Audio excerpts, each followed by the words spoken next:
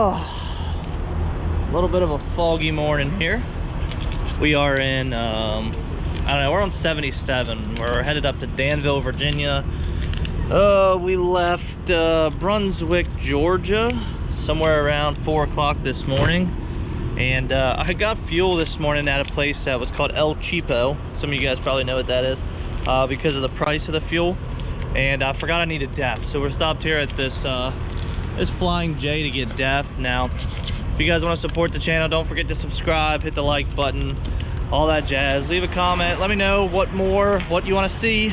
You know, the loading, the unloading process, whatever. Let me know. I'm down to, well, I was gonna say I'm down to pretty much make any video, but that sounds weird. So we're filling up on DEF now. I just kind of did a walk around on the other side, and that's just the glue for the not for hire sticker left. Like, peeled the first layer off, and I'm gonna get that peeled off. I'm gonna take a one of those like eraser wheels or whatever. I have those for like decals. I'm gonna take that off, but just haven't had time. You know how it is. So let's finish getting DEF. We're gonna run in here, use the restroom, probably breakfast. It's probably somewhere around 9 o'clock now, and I'll catch up with you guys back on the road. Definitely caught some Florida bugs on the way up. Let me let this guy pull in so you guys can hear me.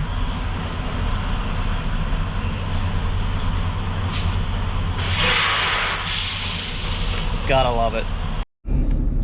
So what I was gonna say, before I was rudely interrupted by someone trying to get fuel, I mean, God forbid they do that. What I was trying to say was, it's crazy how, I don't want to make that tight of a turn. Pulling out a Flying J to pilot now. It's crazy how I'm going from 85 degrees yesterday in Miami, sweating, carrying on shorts, t-shirt, to having to deal with snow today. So I got like 3 inches in Pennsylvania at my house right now, and it's still snowing. So we got a drop off in Danville, Virginia, like I said. So instead of coming all the way up 95, we got on 26 to 77. So we'll head up, like, I guess through like Statesville area, and then from Danville, I don't know what road it is, ends up getting you on 81, and I'll head straight up 81. So probably not the best route between the 81 or 95 route about up to my house, but I gotta drop this little Ram ProMaster City off in Danville because it's kind of on the way, and I don't want to pass by and have to run back down here, you know what I mean? And then the Mercedes will worry about tomorrow. We have to unload that and then pull it back in, but shouldn't be too bad. So it's foggy. I'm listening to Two Bears One Cave podcast. Listen to a lot of comedy on the road. Just kind of mix it up a little bit. And since Joe Rogan went to Spotify, I really haven't watched any Rogan or listened to any Rogan. The visual was it really helped with what, well, I don't know why, but what was going on. So let's get moving. Alright, so I got you guys set up on the mount here. Give you a little hood time here as we're rolling up 77, because I want to tell a little story. Something that had happened the last 2 days, dealing with a potential customer. So I get a phone call, and I've had to screen a bunch of calls lately. One, my vehicle's extended warranty is expiring apparently, and just a bunch of just spammy type calls from like people trying to offer dispatch services and whatnot. And I hate getting stuck on the phone with them like while I'm trying to do something, but I always used to always just answer the phone because I thought it could be a customer. So I just let people leave me a voicemail. And anyways, so I get a call, and a gentleman leaves me a voicemail, has a vehicle he needs moved, enclosed, and has extra parts with it. It's a roller and it I'm trying to think of all the parts he told me. And he said, like, let's just say it had extra body panels, interior, and things to go with the car that weren't attached to the car. So it was like 580 mile, I think, trip. And once I got the list of all the parts, I told the guy that if he wants it enclosed, he's gonna have to pay for 2 spots, because I'm not having his parts up against another vehicle trying to squeeze stuff in there, and I can't just let all that stuff ride for free. And he had said that they had a transporter show up to pick up the car, and he was like trying to set stuff on the roof of the car, and it was gonna be a disaster. And the actual seller told him, there's no way you're taking this car trying to haul it like that. So seems like he's in, he needs to get the vehicle moved pretty quickly. So I give him a price, and he says, well, that's a little more than I wanted or expected to spend on it. And all I said was, I understand that, but I have to sell the 2 spots in the trailer because of all the extra parts that are coming along with it. Also, the vehicle's in op, it's gonna have to be winched into the trailer. It's there's going to be a lot more work involved than just a running, driving car, pulling it up into the trailer, strapping it, and leaving. So it was a little more than he wanted to spend. So I let it at that. I'm not desperate for work, so I'm not going to lower my price just to try to get the work. So I let it at that. So I let it go. A couple hours goes by, and he has a friend who has another car that is another roller, not close to each other, but in the same state that needs to be moved as well. I said, well, how much extra would you charge for those 2 cars and all the extra parts? And with this enclosed trailer, there's plenty of room. This thing being 48 foot, there's plenty of room for extra parts. Like, I could put probably all the extra parts up in the top section, because it has a door on the one side, and then it's got 2 big swing open doors in the inside. So I have plenty of room for parts. That's no problem, So I told him a price for that, and I said, I don't care how you guys work out the price. You don't have to tell him that if you want to split it and take some of your cost away and put on him. I don't care. I'm not, I can do whatever you want.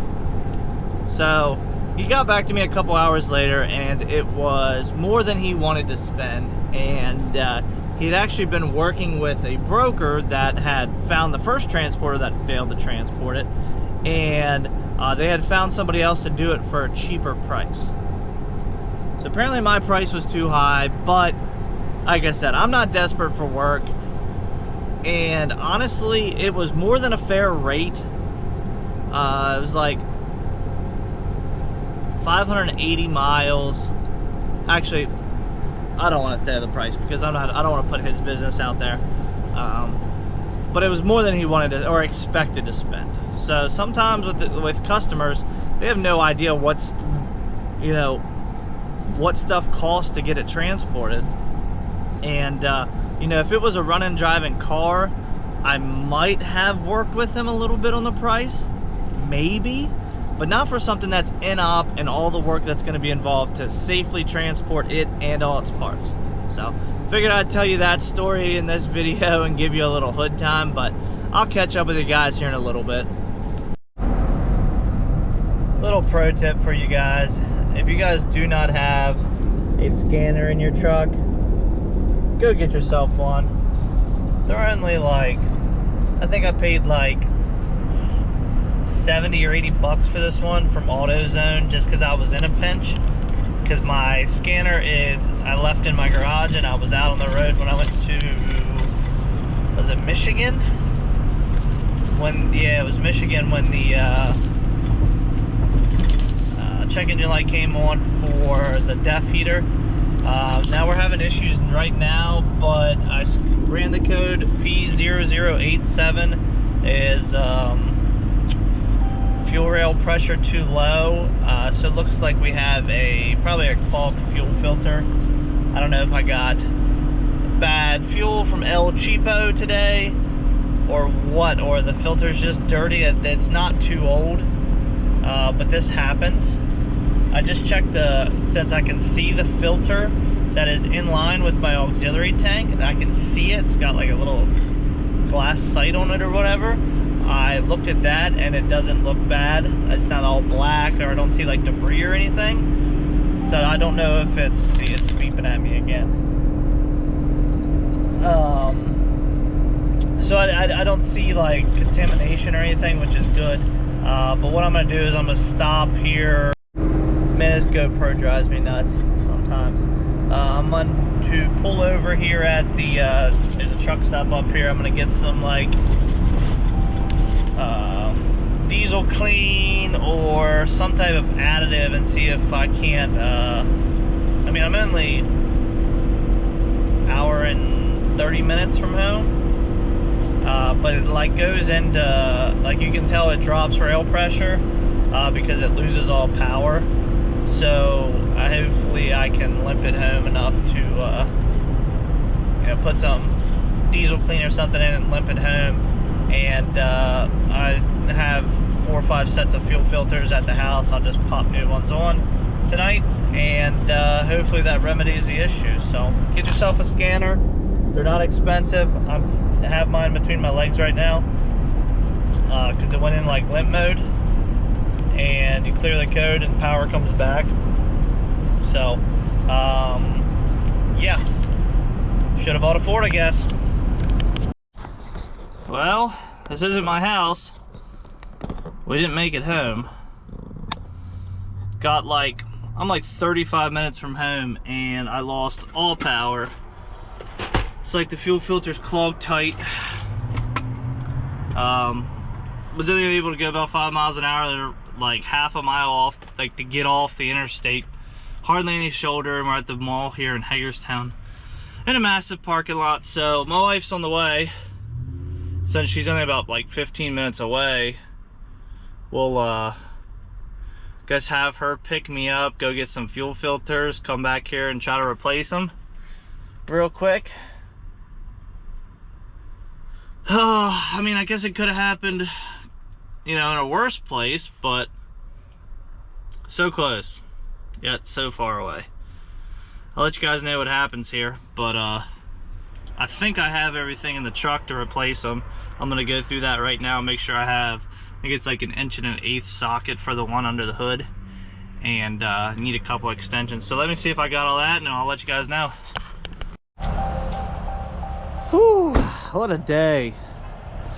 Here's my load. 1,500 on some 22s. F350 crew cab long bed. Had to cut my straps the other day, and I just pulled them out, so I got to clean those up and hit the road. So let me tell you about my morning, or last night, what ended up happening. So as I was saying, I was coming up the interstate, lost all power. It's cold out, man. Couldn't get the truck over like 5 miles an hour. So what I did was limped it off the highway, got into a parking lot. Got into the parking lot and shut the truck off, turned the truck back on. There's still no power. Started like surging. So I was like, it's gotta be a fuel filter. So what I did, my wife come get me. I'm 30 minutes from the house. She's 15 minutes from where I am. Her come get me. I was like, I'll just run down. I'll make sure I got fuel filters and all the right tools. I'll run down. I'll run home. Then I'll run back down to my Jetta and change the fuel filters in the parking lot and see what happens. Truck's in a safe spot. I can, you know, it can sit there. So I did that. Sure enough, fuel filter fixed it. It was like, it was kind of crumpled. Like, I know everybody says I use cheap fuel filters, but that's probably the first issue I've had in 200,000 miles from those fuel filters. But it was like crumpled, but it had like crud, like blackish crud in it. So put a new one in and some fuel additive, and it's been fine all day. So Ran down here to Fredericksburg to pick these 2 trucks up, and we're headed home. I hate the snow. I hate the snow. Man, I sure do hate the snow. This ice actually melted some today. So I gotta back in off the road up there, down here. And this is how I get stuck in my driveway. I even had problems when I had the Chevy in 4-wheel drive. Just, it gets so packed down from coming in and out of there. So, it's about where I got today. A little close to the garage. But what I'm gonna do is get the, it's supposed to snow again tomorrow morning, but I'm gonna get the plow out, try to scrape all that down to the, if I can just get through the ice down to a little bit of gravel, like, see how that kicks up there? If I can just get that up, then we'll get through. But let me show you, here's where I got stuck this morning. Here's one spot. Like, even 4-wheel drive is gonna get stuck on that, and it's uphill.